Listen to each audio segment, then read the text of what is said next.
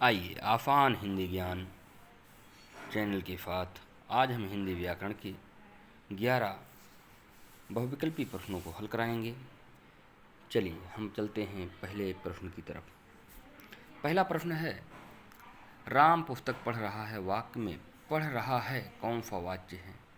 यहाँ पढ़ने की क्रिया राम खुद कर रहा, राम करता है, इस नाते पहला क्वेश्चन आपका ये सही हो जाएगा डी। संप्रदान नहीं है, कर्मवाच्य नहीं है, भाववाच्य नहीं है, आपका ए डी विकल्प सही है। चलिए दूसरा क्वेश्चन देखते हैं। वह मेहनती छात्र है, वाक्य में मेहनती कौन सा विशेषण है। तो इसमें भी आपको 4 विकल्प मिल रहे हैं। तो मेहनती छात्र, परिणामवाचक, ये परिणामवाचक नहीं है। गुणवाचक, मेहनत एक गुण है, ये सही विकल्प है। संप्रदान नहीं है, संख्यावाचक नहीं है। तो इस प्रकार से आपका विकल्प सही हुआ। प्रश्न संख्या 3, निम्न में से किस विकल्प में अव्यय का प्रयोग हुआ है। अब 4 विकल्प आपके सामने हैं। राम किताब पढ़ता है, कोई अव्यय नहीं है, इस नाते ये गलत है। मैं स्कूल जाता हूँ, कोई अव्यय नहीं है। वह बहुत तेज दौड़ता है, तेज तेज ये अव्यय है। सीता फूल तोड़ती है, ये गलत है। तो आपका सी विकल्प यही सही है। सी विकल्प आपका सही हो जाएगा। अगला प्रश्न, यदि तुम पढ़ोगे तो उत्तीर्ण हो जाओगे। वाक्य में यदि तो का प्रयोग किस प्रकार के संबंध को व्यक्त कर रहा है। तो देखिए यहाँ कारण कार्य संबंध नहीं है, समकालीन संबंध नहीं है।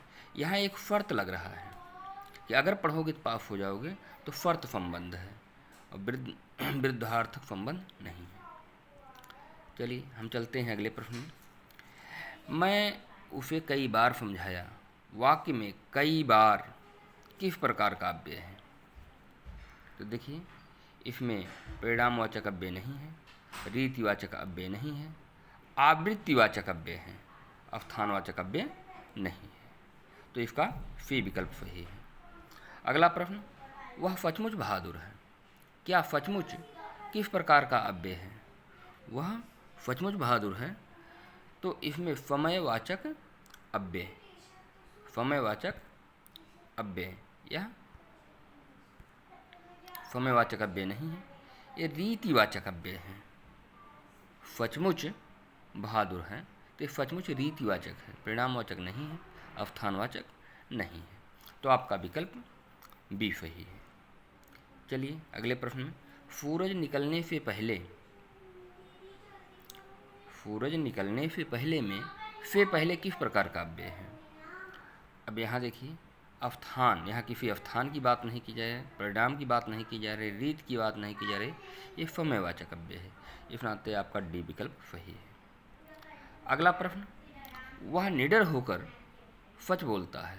वाक्य में निडर होकर किस जो है, तो वाक्य में निडर होकर किसका उदाहरण है। वह निडर होकर सच बोलता है, वाक्य में निडर होकर किसका उदाहरण है। तो समुच्चय बोधक, यह समुच्चय बोधक गलत है, विस्मय बोधक गलत है, क्रिया विशेषण अव्यय यही सही है। क्रिया विशेषण अव्यय सही है, संयोजक अव्यय ये भी गलत है। तो इस प्रकार से आपका सी विकल्प सही हुआ। अगला देखिए, वह धीरे धीरे आगे बढ़ता है। वह धीरे धीरे आगे बढ़ता है, यह क्रिया विशेषण है। धीरे धीरे क्या है, क्रिया विशेषण है। बढ़ना ये क्रिया है और धीरे धीरे आगे बढ़ना ये क्रिया का विशेषण हुआ। सर्वनाम नहीं है, संज्ञा नहीं है, विशेषण नहीं है। तो ए विकल्प इसका सही हुआ। अगला, राम ने फल खाया, वाक्य में कौन सा कारक है। तो राम ने फल खाया वाक्य में आपका अपादान नहीं है, संप्रदान नहीं है, करण नहीं है, कर्ता कारक है। इस नाते डी विकल्प आपका सही होगा।